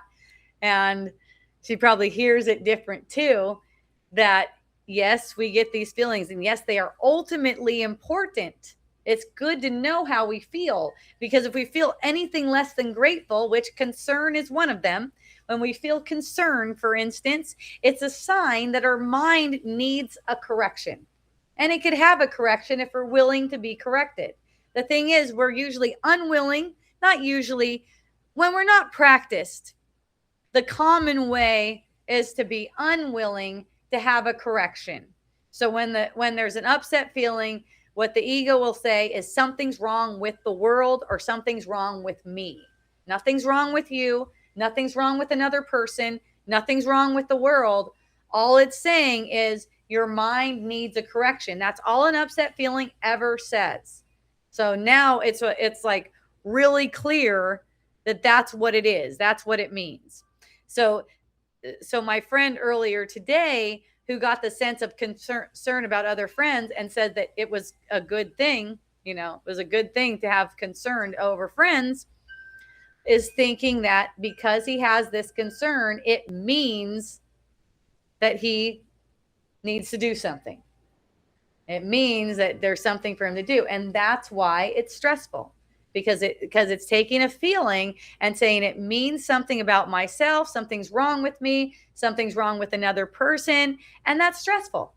That's just really stressful. But when you see that there's the upset feeling only means that your mind needs to be corrected and you can receive the peace of God right now, then it takes on a whole different thing. That's why for me, like when I get a sense of concern earlier today, when I was just starting block therapy, so relaxing. All of a sudden, a thought creeps in, and it says, "What about that phone thing? What about that phone thing?" And immediately, I could just see that's a concern that doesn't mean anything. The feeling is important to know that there's a feeling that's less than grateful. Okay, that my mind needs a correction. It's just like boom, boom, and it's gone immediately. And it doesn't even come back around. It just stays gone, but that's from practice. When you're first doing this, and maybe over time, maybe over, some years, it could be that it'll just keep on coming back and you just keep on looking at this at the same way. The mind just needs to be corrected here. Nothing needs to change in the field. I could go on paying for 2 phone bills and only have 1 phone the whole time. It'll still be the same. It'll still be the same situation. Nothing needs to change. And that's how you're able to just return and be and stay in peace. But it was funny how it was like just before that, a friend was telling me how it's important to have concern. How important it is to have concern, and how it's like working a muscle. It's kind of like if you're doing squats. He even demonstrated to me. It's like you're doing squats, and it's hard and it's stressful, but it builds your muscles. And it's like, no, it's not like doing squats. But I just thanked him. I didn't have a conversation about that.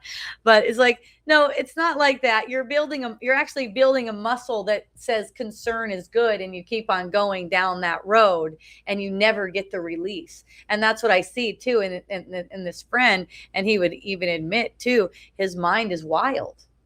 It's kind of like this frantic mind, this scattered, frantic way of being that comes from repeatedly justifying concern.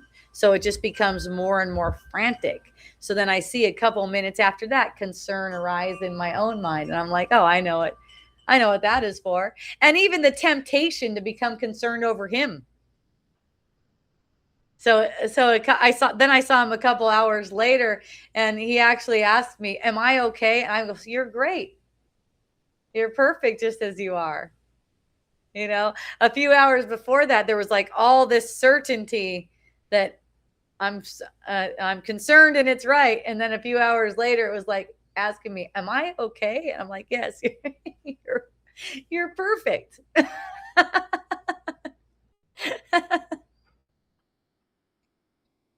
No need to be concerned over yourself.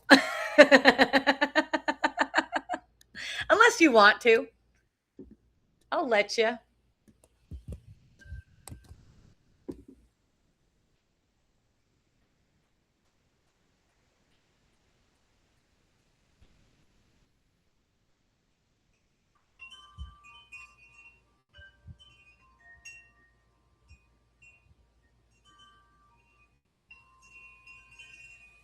Like, how am I going to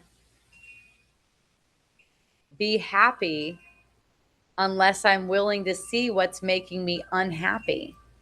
And it's always only a thought that's making me unhappy. And any thought that's making me unhappy is something I don't need to keep. That's why if you're aware of feelings, if you're aware of how you feel, anything that you don't like is something you don't have to keep, because there's no things in the field. There's no things in the field. There's nothing here. So it's a thought that's projecting a feeling. And so that means whatever you don't like is something you don't have to keep. You don't have to keep doing that. You don't have to keep that thought.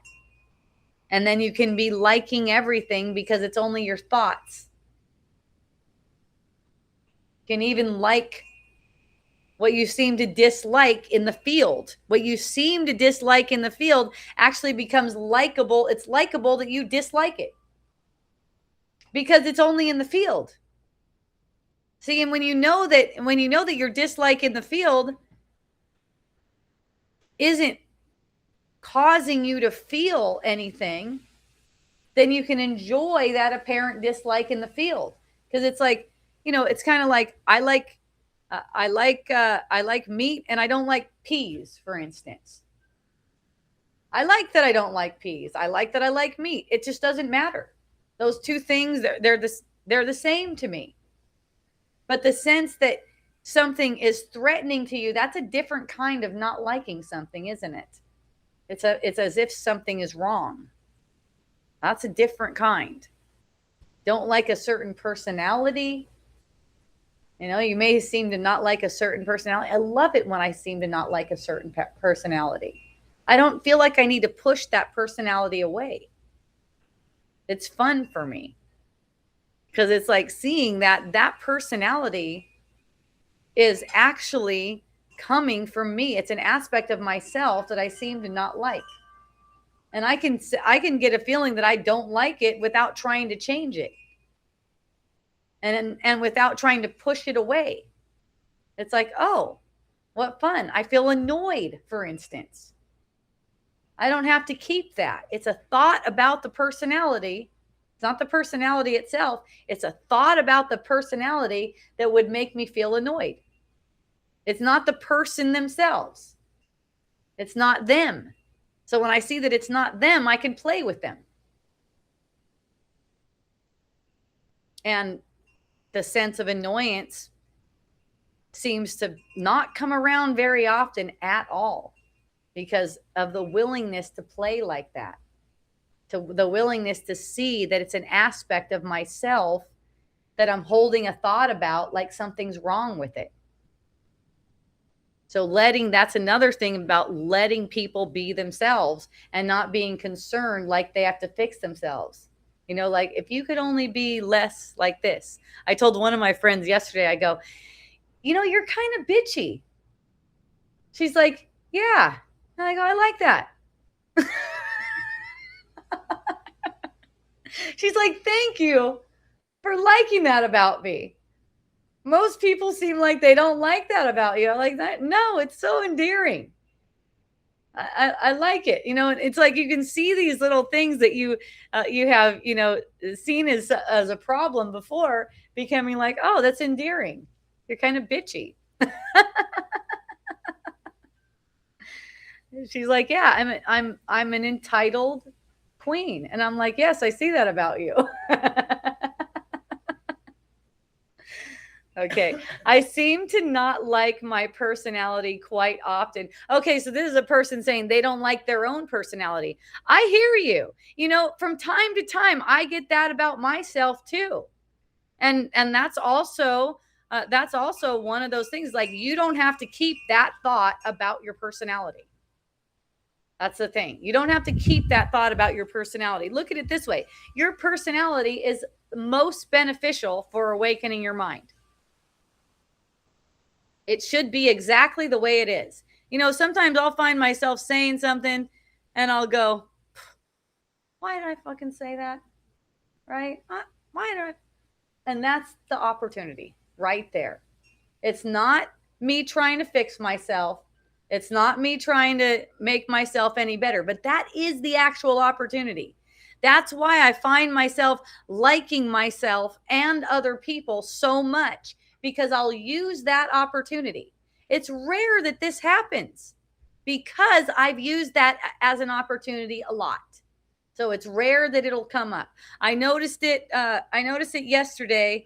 I noticed it come up yesterday when someone came up to me and they're like, I was dancing wild at the drum circle. I was having such a good time. It was such a good dance. And this woman came up to me and she was like bowing to me. Like she was like, oh my God, your energy and your dance. Oh my goodness. She's like, I'm so glad to see you. She's seen me before. I'm so glad to see that you still have all this energy. I'm so glad you're doing it like this. And your shoes are great. Your shoes are perfect for this. They're just perfect for this. She's like, I got to get on Amazon and get some shoes. And I go, no, they're not from Amazon. They're from Etsy. And then she's like, oh, Etsy. Okay. And she goes, so I just go on Etsy? And I go, yeah, look for barefoot shoes. And she goes, okay, maybe I'll remember that. And then I just felt like I gave way too much information, like more than she can handle. They're this kind of shoe. They're like this. Don't do this one. Get it from here. It's from Turkey. Sometimes I just like get, and I got the sense, fuck, why did I just tell her all that shit? Like I ruined the whole conversation, And that's the opportunity. That is really it. That's where it is. Because then immediately, like I get a sense that something's wrong. There's concern. Did I just did she just walk away fucking confused? Like how she's even going to find these shoes, And that's the opportunity. That's where I just come back to the peace. Don't let yourself leave a situation without being in peace. You know what I mean? Like by leave a situation, it's like the situation that's occurring to you that's saying, you said it wrong. You said too much. You kind of like ruined the spirit of the conversation by making it about the shoes. Which isn't true. Anne's shaking her head at me. She's like, where are you fucking getting this? Exactly. It's crazy. That's what I'm saying. But that's why something like that barely occurs to me anymore, because I'm willing to bring it to the truth right away. Whatever I said was maximally beneficial, right? So then I'm at peace. Whatever she thinks about it and however she takes it and whatever happens with it, maximally beneficial, right? They are great shoes for dancing, by the way. The sole is totally flexible and I can feel the ground through them while I'm dancing without getting my feet all messed up. Apparently. Yeah. So that's how you address, not like you're saying you don't like your personality quite often. That's because you've let that get away, kind of like these unconscious, unwatched thoughts get away so many times over and over again, not liking how you've been in an interaction. So that not liking how you've been, it's not like you reject the not liking. You embrace the not liking, but notice it has no justification, because however you've been is always 100% helpful. It's helping to undo the thought of separation. When you see it that way, you can use it that way. And just your willingness to see that however you have been and however anyone else is, they're always helpful. Even every circumstance is always totally helpful for this. And really, it's the seeing that changes everything. It's not really changing anything on the screen. Your personality is also on the screen. Okay, so it might manifest as something that you seem to not like. Maybe other people even seem to not like your personality. And you just always be willing to see how it's helpful all the time, how it's always helpful, even when you're trying to do concern and be helpful in an unhelpful way. It's always helpful to your seeing. Do you see that? And so even when, like I'm saying, concern over your friends isn't helpful, concern over your spouse or your kids or anything like that isn't helpful because it hurts your mind. However you are, even if you're expressing your concern, it's 100% helpful because it's helping you to see that. Because of that, it's helping you to see. So it's not justified for you to project as if something that you've done, something that you've been, has been wrong. It has not been wrong. It's just been, you could see when it's been hurting your mind. That is not wrong. It's not, because it doesn't really do anything. Yeah, all it does is keep illusions projecting, but it only does that for you to see, and that's why it's helpful. The seeing, because it's for you to see, because it's a means for you to see, that's why it's ultimately helpful. So you come into that awareness that it's ultimately helpful for you to see. Once you see it and you're willing to stop doing it, you're not doing it in that moment. That's why it's helpful. All right. A lot of the times, these words are only pointers, and they're twice removed from reality. So we're using words to point to things, and I'm saying that's not helpful because it hurts your mind, but also you're always 100% helpful because all these things are leading to you seeing who you are and knowing who you are. And that's why you're always perfect. You're always being helpful. It's because of where everything is leading. It's not helpful in terms of, if you think it's going to make your relationships more harmonious. It's not. That's what I mean by it's not helpful. It's not going to make your relations more harmonious. It's not going to make you feel more peaceful, but it is helpful in that it's all leading to you seeing the truth and undoing the thought of separation ultimately. When you'll see it like that, you can actually use it like that. So, hooray, everyone. Thank you so much. I love you. So, I'll be back tomorrow with lesson of the day. I'm not sure what it is. I'm going to find out what it is a little bit later. I'll be back tomorrow at 1 p.m. Hawaii time. And be back on Wednesday as well. I love you. Thank you. I'll be back on Wednesday as well for a Course in Miracles deep dive. And in the meantime, you can go to my website, hopejohnson.org.